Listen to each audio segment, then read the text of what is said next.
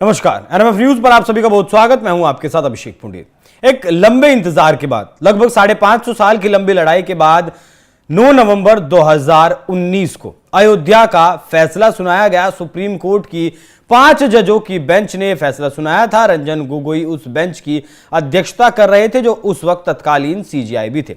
लेकिन उस बेंच में मौजूदा वक्त के सीजेआई डीवाई चंद्रचूड़ भी हैं और आजकल डीवाई चंद्रचूड़ का जो नाम है वो काफी सुर्खियां बटोर रहा है, क्योंकि 8 नवंबर 2024 को उनका 2 साल का कार्यकाल पूरा होने वाला है और वो इस पद से हटने वाले हैं। फिर कोई नया सीजेआई इस पद पर बैठाया जाएगा, इस पद के लिए नामित किया जाएगा।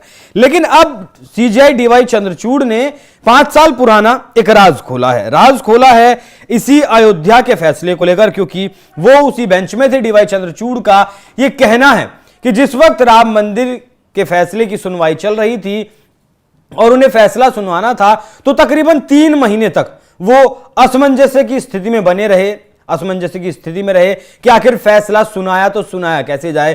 तब उन्होंने इसका समाधान ढूंढने के लिए भगवान का सहारा लिया। यह बात खुद एक कार्यक्रम में डीवाई चंद्रचूड़ की तरफ से कही गई। उन्होंने कहा कि अक्सर हमारे पास मामले होते हैं लेकिन हम समाधान पर नहीं पहुंचते। अयोध्या के दौरान भी कुछ ऐसा ही हुआ जो 3 महीने तक मेरे सामने था। मैं भगवान के सामने बैठा और उनसे कहा कि उन्हें इसका हल खोजने की जरूरत है। आगे उन्होंने कहा कि वो नियमित रूप से प्रार्थना करते रहे और मेरा विश्वास है कि यदि आप में आस्था है तो ईश्वर सदैव आपको कोई ना कोई रास्ता निकाल कर दे देंगे और भगवान के सामने बैठने पर आपको हर चीज का समाधान मिल जाता है। आपको मैंने बताया 9 नवंबर 2019 को तत्कालीन मुख्य न्यायाधीश रंजन गोगोई की अध्यक्षता में सुप्रीम कोर्ट की 5 जजों की बेंच ने बाबरी मस्जिद का जो विवाद था उस पर फैसला सुनाया था, जिससे कि राम मंदिर बनने का मार्ग प्रशस्त हुआ।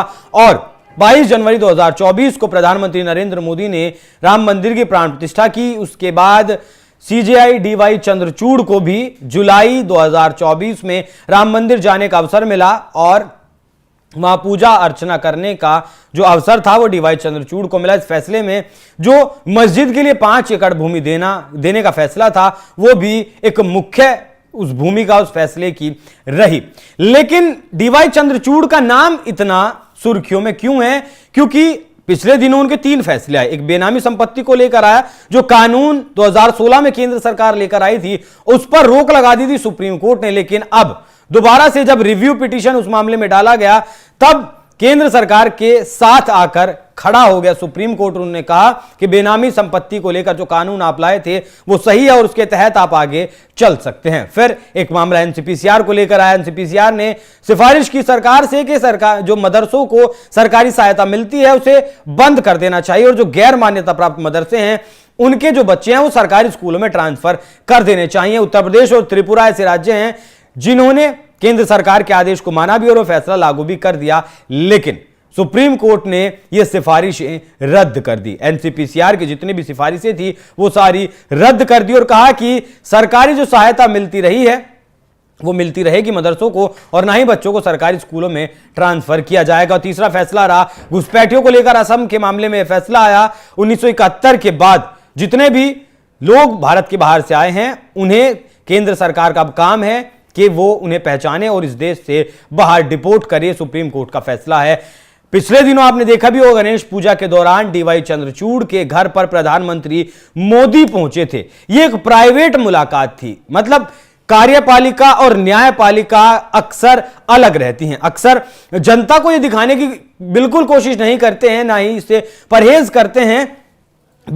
करते हैं कि जनता की नजर में यह मामला जाए कि कार्यपालिका और न्यायपालिका एक साथ मिलकर काम कर रहे हैं या फिर मिल रहे हैं। डीवाई चंद्रचूड़ की और प्रधानमंत्री मोदी की इस कदम की बहुत आलोचना हुई थी। हालांकि वो उनके घर पर प्रोग्राम था डीवाई चंद्रचूड़ के और उन्होंने प्रधानमंत्री मोदी को उसमें बुलाया था। प्रधानमंत्री मोदी भी गए थे। तो यह सवाल उठे थे कि क्या कहीं ना कहीं फैसले जो कार्यपालिका ले रहा है वो प्रभावित होंगे। सवाल यह भी उठे कि जो आने वाले वक्त में फैसले लिए जाने हैं, क्या वो फैसले प्रभावित होंगे? क्योंकि इससे पहले ऐसा कभी नहीं देखा गया कि जब एक प्रधानमंत्री से एक सीजेआई की मुलाकात हुई हो, प्राइवेट मुलाकात हुई, सरकारी कार्यक्रमों में मुलाकात होती है, वो अच्छी बात है। हालांकि अभी इसी साल याद करिए कोलकाता हाईकोर्ट के एक जज ने इस्तीफा दिया अपने पद से और वो बीजेपी में शामिल हो गए। इससे पहले रंजन गोगोई को भी बीजेपी राज्यसभा भेज चुकी है और जो सीजेआई रहते हैं या फिर जज रहते हैं उनके पद से सेवानिवृत्त होने के बाद पॉलिटिकल कनेक्शन कोई नई बात नहीं है, पुरानी बात है। तो क्या अब डीवाई चंद्रचूड़ भी जब 8 नवंबर के बाद वो अपने पद से इस्तीफा दे देंगे, उनका कार्यकाल पूरा हो जाएगा, तो क्या डीवाई चंद्रचूड़ भी अब राजनीति में एंट्री करने वाले हैं, जिस वजह से उनका ये नाम इतनी चर्चाओं में है। और 5 साल बाद अयोध्या के बारे में, अयोध्या के फैसले के बारे में जिस तरीके से उन्होंने कहा, पिछले 3-4 फैसले मैंने आपको बताया जिस तरीके से ये फैसले डीवाई चंद्रचूड़ की तरफ से लिए गए, वो दिखाते हैं कहीं ना कहीं इन सभी बातों को जोड़कर, इन सभी कड़ियों को जोड़कर अब आम जनमानस ये चर्चा करने लगा है कि क्या डीवाई चंद्रचूड़ भी अब अपने कार्यभार से अपनी सेवा से निवृत्त होने के बाद राजनीति में जा सकते हैं। तो इस सवाल का जवाब आप पर छोड़ते हैं। आपको क्या लगता है कि जाना चाहिए डीवाई चंद्रचूड़ को राजनीति में और आगे की जो सेवा है वो राजनीति में देनी चाहिए? बाकी इस पूरी खबर पर क्या है आपकी राय, कमेंट कर में जरूर बताएं। धन्यवाद।